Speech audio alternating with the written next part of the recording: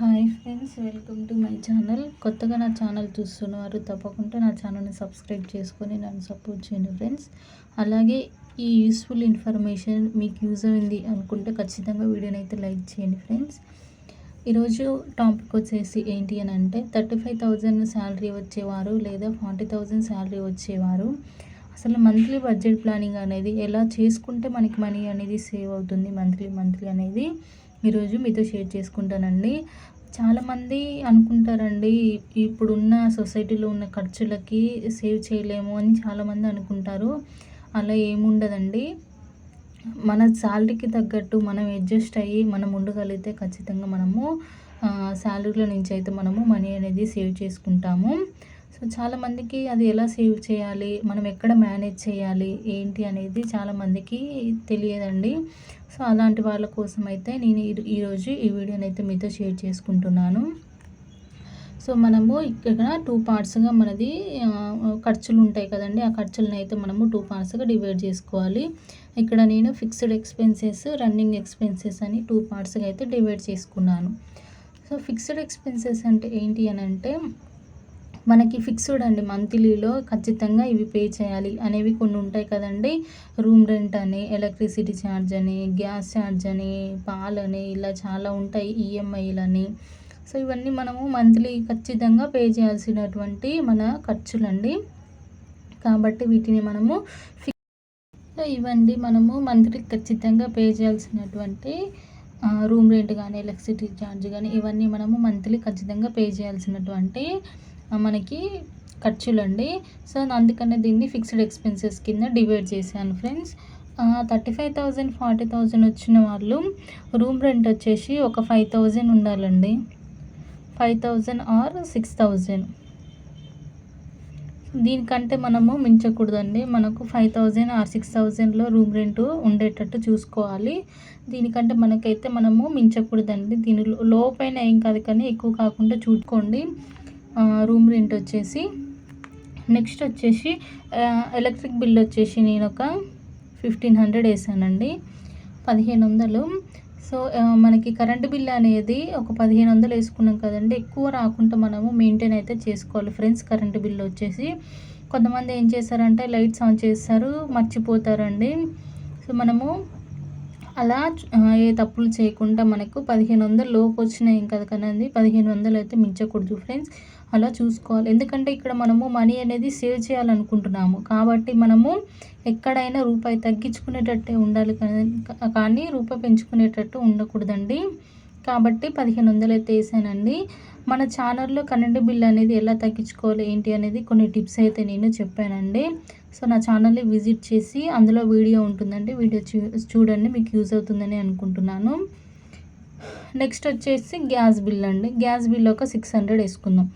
ఎందుకు 600 అని అంటే మనకి గ్యాసు 3 మంత్స్కి అయిపోవచ్చు, 4 మంత్స్కి అయిపోవచ్చు. మనకి సడన్గా ఒక 1,000 రూపాయలు కానీ అట్లా ఉండవు కదండి మనకి సడన్గా. కాబట్టి ఒక నెల ఒక 600 అట్లా మనము పక్కన పెట్టుకోవాలి గ్యాస్కి వచ్చేసి. నెక్స్ట్ వచ్చేసి ఏంటి అని అంటే పాలకైతే నేను ఒక 1,200 వేసానండి. సో ఒకరోజు ఎక్కువ కావచ్చు, ఒకరోజు తక్కువ కావచ్చు. రిలేటివ్స్ వచ్చినప్పుడు ఎక్కువ కూడా పడతాయి కదండి మనకి, ఫెస్టివల్స్ ఉన్నప్పుడు కూడా. సో అందుకనే నేను ఒక 1,200 అయితే నేను పాలకైతే వేసానండి. మీరు గుర్తుపెట్టుకోవాల్సింది ఏంటిది అని అంటే మనము రూపాయి ఎక్కువ కాకుండా చూసుకోవాలండి. ఖర్చులు అనేది మనము తగ్గించుకొని మనము ఫస్ట్ అడ్జస్ట్ అయితేనే మనము మనీ అనేది సేవ్ చేయగలుగుతాం ఫ్రెండ్స్. కాబట్టి మనీ అనేది ఇలా మనము ఒక ప్లాన్ ప్రకారము వేసుకుంటే దీనికింత అని బడ్జెట్ ప్లానింగ్ అయితే చేసుకుంటే మనము ఈజీగా మనీ అనేది సేవ్ చేయగలుగుతామండి. నెక్స్ట్ వచ్చేసి అంటే ఏంటిదనంటే రన్నింగ్ ఎక్స్పెన్సెస్. సో ఈ రన్నింగ్ ఎక్స్పెన్సెస్ ఏంటిదనంటే మనకి డైలీ ఖర్చులు ఉంటాయి కదండి, అవి వచ్చేసి అయితే రన్నింగ్ ఎక్స్పెన్సెస్ కింద అయితే నేను డివైడ్ చేశాను ఫ్రెండ్స్. మనకి గ్రోసరీస్ కానీ, కుకింగ్ మెటీరియల్స్ కానీ ఇవన్నీ ఉంటాయి కదండి.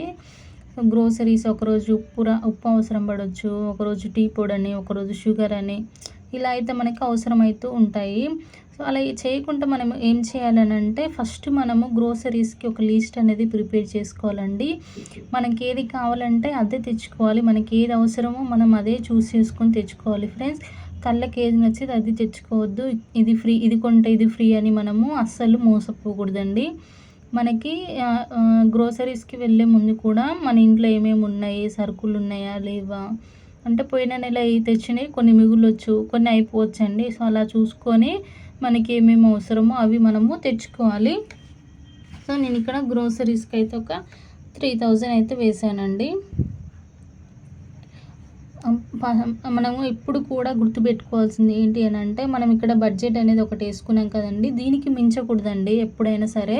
దీనికి మించకుండా మనం ఎలా అడ్జస్ట్ అయితే మనము దీనికి మించకుండా ఉంటాయి పైసలు అని మనము చూసుకొని అయితే మనము గ్రోసరీస్ అనేది తెచ్చుకోవాలి. రూపాయి మిగిలిన ఏం కాదండి, కానీ రూపాయి మాత్రం ఎక్కువ కాకూడదు. ఓకేనా ఫ్రెండ్స్. నెక్స్ట్ వచ్చేసి ఏంటి అని అంటే, వెజిటేబుల్స్ ఉంటాయి కదండి, వెజిటేబుల్స్ అన్నీ సండే నాన్ వెజ్ అన్నీ తెచ్చుకుంటూ ఉంటాము. సో దానికి వచ్చేసి ఒక 5000 అయితే వేసుకోండి. నెక్స్ట్ వచ్చేసి షాపింగ్ అని ఉంటాయి, డిన్నర్ బయటకు వెళ్తారు, రెస్టారెంట్కి అని వెళ్తారు, నెక్స్ట్ మెడిసిన్ అన్నిటికీ కలిపి ఇక్కడ ఒక 3000 అయితే వేసుకోండి. ఓకేనా ఫ్రెండ్స్. ఇవి మన మంత్లీ ఖర్చులు వచ్చేసండి. సో ఇక మనకి ఖర్చులన్నీ పోను, మిగిలేది సేవింగ్స్ అండి. సో మనము ఒక్క రూల్ గుర్తుపెట్టుకోవాలండి, ఏంటి అని అంటే, మనకి ఖర్చులన్నీ పోను, మనం ఎప్పుడైనా కూడా అవి సేవింగ్స్ అనుకోవద్దండి. ఫస్ట్ సేవ్ చేసిన తర్వాతనే మనకి ఖర్చులకు అనేది పక్కన పెట్టుకోవాలి.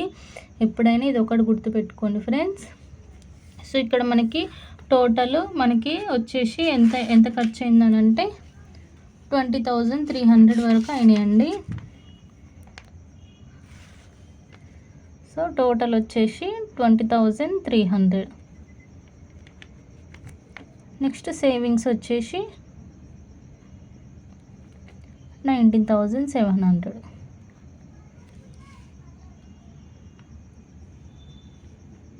ఓకేనా ఫ్రెండ్స్. మనము దాదాపు ఇక్కడ 20,000 వరకు అయితే సేవ్ చేయగలుగుతున్నామండి. సో ఈ 20,000 మనము ఒక ప్లాన్ ప్రకారము దీనికింత అని ప్లాన్ చేసుకొని ఒక బడ్జెట్ ప్లానింగ్ అనేది వేసుకుంటే మనము చూసారా 20,000 వరకు సేవ్ చేయొచ్చండి. అలాగే మనము ఒక బడ్జెట్ ప్లానింగ్ అనేది లేకపోతే, సరే ఖర్చులు అవుతూనే ఉంటాయని మనం పెట్టుకుంటూ పోతే లాస్ట్కి మనకి ఒక్క రూపాయి కూడా మిగలదండి. సో మనము బడ్జెట్ ప్లానింగ్ అనేది వేసుకుంటే చూసారండి, మనం 20,000 వరకు అయితే సేవ్ చేయగలుగుతున్నాము. ఈ 20,000ని బయట వడ్డీకి ఇచ్చుకోవడము, లేకపోతే గోల్డ్ స్కీమ్లో పెట్టుకోవడము, చిట్టీలు కట్టుకోవడము, ఇలాంటి ఎన్నో చేయొచ్చండి 20,000 తోటి. సో ఫ్రెండ్స్, ఇలా మనము బడ్జెట్ అనేది ప్లాన్ చేసుకుంటే మనము సంవత్సరానికి 1,00,000 మనము మనీ అయితే సేవ్ చేయగలుగుతామండి.